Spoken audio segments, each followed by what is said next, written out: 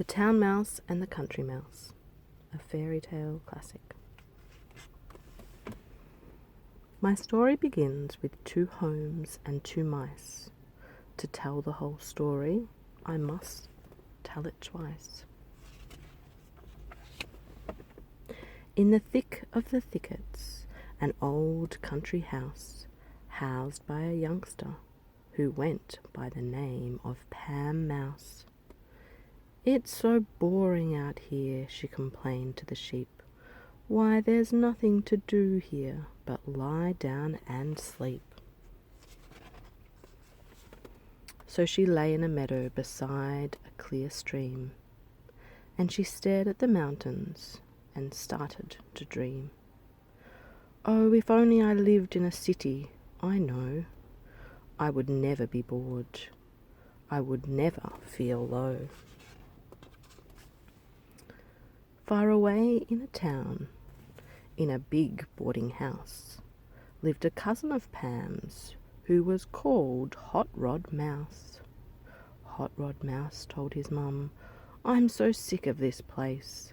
How I long for the country, the wide open space."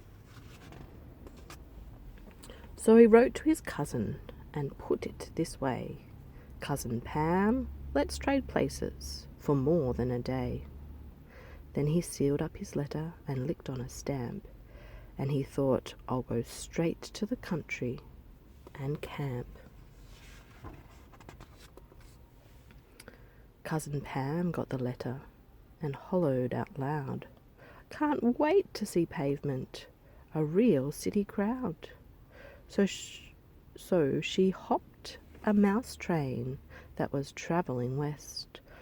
"Now I'm off to the city, the place I love best." In the meantime, the Town Mouse had boarded his train to the country, for city life drives me insane. And the first thing he did when he reached the mouse farm was to run from a cow who intended no harm. "I don't care much for chickens, there's no one to play. And the nearest mouse kid must live 12 miles away. And the noise that the frogs and the whirlywills make drives me crazy at night as I lie wide awake." And the rest of the story, the tale of Pam Mouse, as to how did she fare in the town's boarding house. Oh, the factories and cars and the buses all sleek have houses so close that I can't even breathe.